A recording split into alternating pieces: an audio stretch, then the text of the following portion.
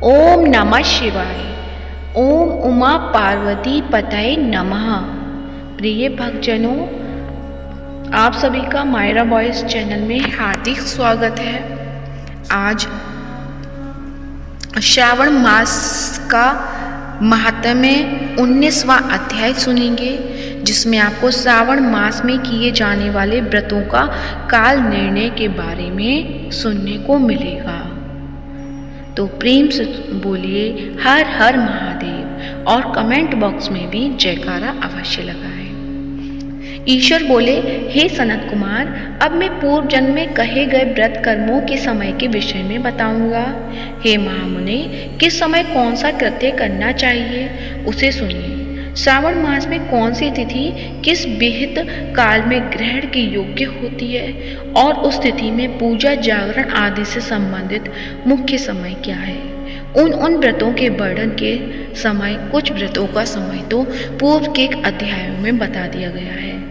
नक्त व्रत का समय ही विशेष रूप से उन व्रतों तथा कर्मों में उचित बताया गया है। दिन में उपवास करें तथा रात्रि में भोजन करें। यदि प्रधान नियम है, सभी व्रतों का उद्यापन उन व्रतों की तिथियों में ही करना चाहिए। यदि किसी कारण से उन तिथि में उद्यापन असंभव हो तो पंचांग शुद्ध दिन में एक दिन पूर्व अधिवासन करके और दूसरे दिन आदर पूर्वक होम आदि कृत्यों को करें। धारण पारण व्रत में तिथि का घटना व बढ़ना कारण नहीं है। श्रावण मास के शुक्ल पक्ष की प्रतिपदा तिथि में संकल्प करके उपवास करें, पुनः दूसरे दिन पारण करें, इसके बाद दूसरे दिन उपवास करें। इसी क्रम से करते रहें। व्रती को चाहिए कि वो पारण में हविष्यान, मूंग चावल आदि ग्रहण करें। एकादशी तिथि में पारण का दिन हो जाने पर 3 दिन निरंतर उपवास करें। रविवार व्रत में पूजा का समय प्रातःकाल ही होना चाहिए। सोमवार के व्रत में पूजा का प्रधान समय सायंकाल कहा गया है। मंगल, बुध तथा गुरु के व्रत में पूजन के लिए मुख्य समय प्रातःकाल है। शुक्रवार के दिन में पूजन ऊषा काल से लेकर सूर्योदय के पूर्व तक हो जाना चाहिए तथा रात्रि में जागरण करना चाहिए। शनिवार के दिन व्रत में नरसिंह का पूजन सायंकाल में करें। शनिवार के व्रत में शनि के दान के लिए मध्याह्न मुख्य समय कहा गया है। हनुमान जी के पूजन का समय मध्याह्न है। अश्वत्थ का पूजन प्रातःकाल करना चाहिए। हे वत्स, रोटक नाम व्रत में यदि सोमवार युक्त प्रतिपदा तिथि हो तो वह प्रतिपदा 3 मुहूर्त से कुछ अधिक होनी चाहिए, अन्यथा पूर्व योगिनी प्रतिपदा ग्रहण करनी चाहिए। ओदुम्बरी द्वितीया सायंकाल व्यापिनी मानी गई है। यदि दोनों तिथियों में पूर्व वेद हो तो तृतीया संयुक्त द्वितीया ग्रहण करनी चाहिए। स्वर्ण गौरी नामक व्रत की तृतीया तिथि चतुर्थी युक्त होनी चाहिए। गणपति व्रत के लिए तृतीया वृत्त चतुर्थी तिथि प्रशस्त होती है। नागों के पूजन में षष्ठी युक्त पंचमी प्रसक्त होती है। सुपोधन व्रत में सायंकाल सप्तमी युक्त षष्ठी श्रेष्ठ है। शीतला के व्रत में मध्याह्न व्यापिनी सप्तमी ग्रहण करनी चाहिए। देवी पवित्र रोपण व्रत में रात्रि व्यापिनी अष्टमी तिथि ग्रहण करनी चाहिए। नक्त व्यापिनी कुमारी नवमी प्रशक्त मानी जाती है। इस प्रकार आशा नामक जो 10वीं तिथि है वह भी नक्त व्यापिनी होनी चाहिए। विद एकादशी त्याग करना चाहिए। हे मुने, उसमें वेद के विषय में सुनिए। एकादशी व्रत के लिए अरुणोदय में 10वीं का वेद वैष्णवों के लिए तथा सूर्योदय में 10वीं का वेद स्मार्तों के लिए निंद होता है। रात्रि में अंतिम प्रहार का आधा भाग अरुणोदय होता है। इसी रीति से जो द्वादशी हो वह पवित्र रोपण और ग्राम है। कामदेव के व्रत में त्रयोदशी तिथि रात्रि व्यापिनी होनी चाहिए। उसमें भी द्वितीय याम व्यापिनी त्रयोदशी हो तो वह अति प्रशस्त होती है। शिव जी के पवित्र रोपण व्रत में रात्रि व्यापिनी चतुर्दशी होनी चाहिए। उसमें भी जो चतुर्दशी अर्धरात्रि व्यापिनी होती है वह अति श्रेष्ठ होती है। उपाकर्म तथा उत्सर्जन कृत्य के लिए पूर्णिमा तिथि तथा श्रवण नक्षत्र होनी चाहिए। यदि दूसरे दिन 3 मुहूर्त तक पूर्णिमा हो तो दूसरे दिन ग्रहण करना चाहिए, अन्यथा तैत्तिरीय शाखा वालों को और ऋग्वेदियों को पूर्व दिन ही करना चाहिए। तैत्तिरीय रजुर्वेदियों को 3 मुहूर्त पर्यंत, दूसरे दिन पूर्णिमा में श्रवण नक्षत्र हो तब भी पूर्व दिन दोनों कृत्य करने चाहिए। यदि पूर्णिमा तथा श्रवण दोनों का पूर्व दिन एक मुहूर्त के अनंतर योग हो और दूसरे दिन 2 मुहूर्त के भीतर 2 समाप्त हो गए हों, तब पूर्व दिन ही दोनों कर्म होने चाहिए। यदि हस्त नक्षत्र दोनों दिन अपराह्न काल व्यापी हो, तब भी दोनों कहते पूर्व दिन ही संपन्न होने चाहिए। श्रवण कर्म में उपाकर्म प्रयोग के अंत में दीपक का काल माना गया है और सर्पबलि के लिए भी काल बताया गया है। पर्व के दिन में अथवा रात्रि में अपने अपने गृह सूत्र के अनुसार जब भी इच्छा हो इसे करना चाहिए। इस दीपदान तथा सर्प बलिदान कर्म में अस्तकाल व्यापिनी पूर्णिमा प्रशक्त हाईग्रीव के उत्सव में मध्याह्न व्यापिनी पूर्णिमा प्रशक्त होती है। रक्षाबंधन कर्म में अपराह्न व्यापिनी पूर्णिमा होनी चाहिए। इसी प्रकार संकट चतुर्थी चंद्रोदय व्यापिनी ग्राम होनी चाहिए। यदि चंद्रोदय व्यापिनी चतुर्थी दोनों दिनों में तथा दोनों दिनों में ना हो तो भी चतुर्व्यर्थ पूर्व दिन में करना चाहिए, क्योंकि तृतीया में चतुर्थी महान पुण्य फल देने वाली होती है। अतः हे वत्स, व्रतियों को चाहिए कि गणेश जी को प्रसन्न करने वाले इस व्रत को करें। गणेश चतुर्थी, गौरी चतुर्थी और बहुला चतुर्थी, इन चतुर्थियों के अतिरिक्त अन्य सभी चतुर्थियों के पूजन के लिए पंचमी विद्या कही गई है। कृष्ण जन्माष्टमी तिथि निश्चित व्यापिनी ग्रहण करनी चाहिए। निर्णय में सर्वत तिथि 6 प्रकार की मानी गई है। दोनों दिन पूर्ण व्याप्ति, दोनों दिन केवल अव्याप्ति, अंश में दोनों दिन समव्याप्ति, अंश से दोनों दिन विषम व्याप्ति, पूर्व दिन संपूर्ण व्याप्ति और दूसरे दिन केवल आंशिक व्याप्ति, पूर्व दिन आंशिक व्याप्ति और दूसरे दिन अव्याप्ति। इन पक्षों में 3 पक्षों में जिस प्रकार संदेह नहीं है उसे अब सुनिए। विषम व्याप्ति में अंश व्याप्ति से अधिक व्याप्ति उत्तम होती है। एक दिन तिथि पूर्णा है, वहीं दूसरी तिथि के दिन अपूर्णा कही गई है। अव्याप्ति तथा अंश से व्याप्ति, इसमें अंश व्याप्ति उत्तम होती है। और जब अंश व्याप्ति पूर्ण हो तथा जब अंश में सम हो, वह संदेह होता है और उसे निर्णय में भेद होता है। कहीं युग वाक्य से वार व नक्षत्र के योग से, कहीं प्रधान द्वय योग से और कहीं पारणा योग से जन्माष्टमी व्रत में संदेह होने पर तीनों पक्षों में पराग्राम होती है। यदि अष्टमी 3 प्रहर के भीतर ही समाप्त हुई हो तो अष्टमी के अंत में पारण हो जाना चाहिए और उसके बाद यदि अष्टमी उषा काल में समाप्त होती हो तो पारण उसी समय करना चाहिए।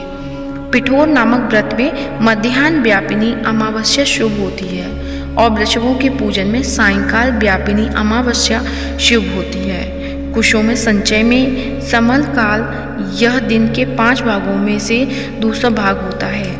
व्यापिनी अमावस्या शुभ कही गई है। सूर्य के कर्क संकरण में 3 घड़ी पूर्व का काल पूर्णिमय मानते हैं। अगस्त्य के अर्ध का काल तो बहुत वर्णन में ही कह दिया गया है। हे वत्स, मैंने आपसे कर्मों के काल का निर्णय कह दिया। जो मनुष्य इस अध्याय को सुनता है अथवा इसका पाठ करता है वह श्रावण मास में किए गए सभी व्रतों का फल प्राप्त करता है। इसी प्रकार श्री स्कंद पुराण के अंतर्गत ईश्वर सनत कुमार संवाद में श्रावण मास माहात्म्य में व्रत निर्णय काल निर्णय कथन नामक 29वां अध्याय पूर्ण हुआ। तो प्रेम से बोलिए श्री शिवाय नमोस्तुते। तो आइए अब सुनते हैं सावन के महीने में प्रतिदिन सुना जाने वाला श्री शिव चालीसा। तो प्रेम से बोलिए शंकर भगवान की जय हो।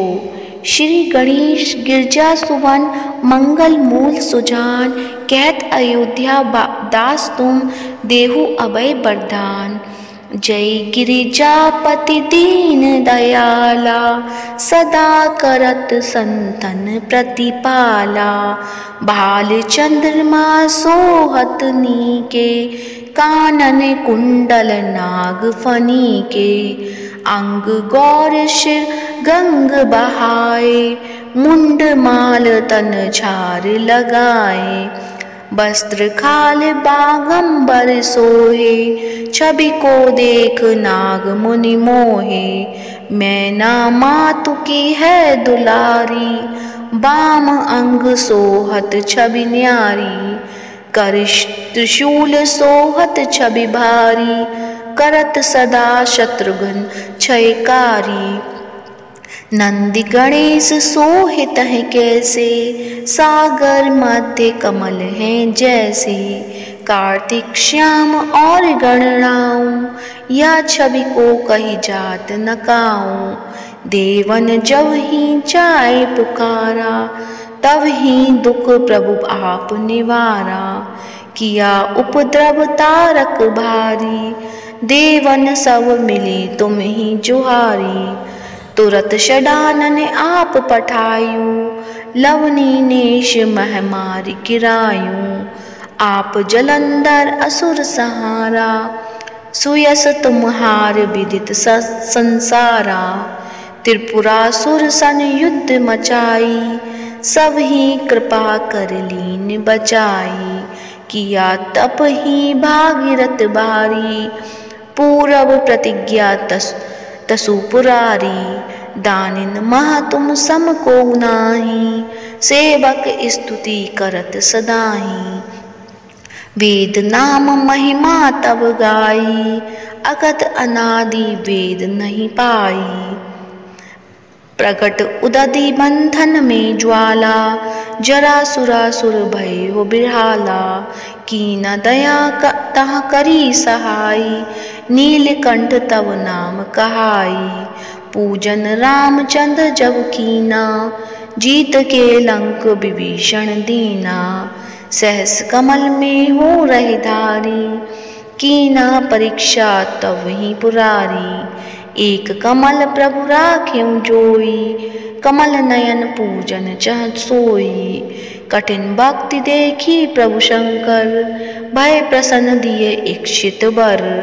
जय जय जय अनंत अविनाशी, करत कृपा सबके घटवासी। दुष्ट सकल नित मोहि सतावे, भ्रमत रहे मोहि चैन न आवे। त्राहि त्राहि मैं नाथ पुकारो, यही अवसर मोहि आन उबारो। ले त्रिशूल शत्रुघ्न को मारो, संकट से मोहि आन उपारो। मातु पिता भ्राता सब कोई, संकट में पूछत नहीं कोई। स्वामी एक है आस तुम्हारी, आए हरहु अब संकट वारी। धन निर्धन को देत सदाही, जो कोई जांचे वो फल पाई। स्तुति के ही विधि करो तुम्हारी, चमुनाथ अब चूक हमारी। संकट के नाशक, मंगल कारण विघ्न विनाशक। योगी यति मुनि ध्यान लगावे, नारद शारद शीश नवावे। नमो नमो जय नमो शिवाय, सुर ब्रह्मादिक पार पाए। जो यह पाठ करे मन लाई, तापर होते है शंभु सहाई। ऋनिया जो कोई हो अधिकारी, पाठ करे सो पावनहारी। पुत्रहीन कर इच्छा कोई, निश्चय शिव प्रसाद ते ही होई। पंडित त्रयोदशी को लावे, ध्यान पूर्वक होम करावे। त्रयोदशी व्रत करे हमेशा, तन नहीं ताके रहे कलेशा। धूप दीप नैवेद्य चढ़ावे, शंकर सम्मुख पाठ सुनावे। जन्म जन्म के पाप नसावे, अंतवास शिवपुर में पावे। कहे अयोध्या आस तुम्हारी, जानी सकल दुख हरहु हमारी। नित नेम कर प्रातः ही पाठ करो चालीसा। तुम मेरी मनोकामना पूर्ण करो जगदीश। मकसर छठे हेमंत ऋतु, संबत 64 जान। स्तुति चालीसा, शिव ही पूर्ण कीन कल्याण। तो प्रेम से बोलिए हर हर महादेव। उम्मीद करती हूँ आज की कथा अच्छी लगी होगी। कथा अच्छी लगी है तो वीडियो को लाइक करें, शेयर करें और कमेंट में हर हर महादेव अवश्य लिखें। और इस वीडियो को ज़्यादा से ज़्यादा शिव भक्तों को फॉरवर्ड करें। धन्यवाद। जय जय।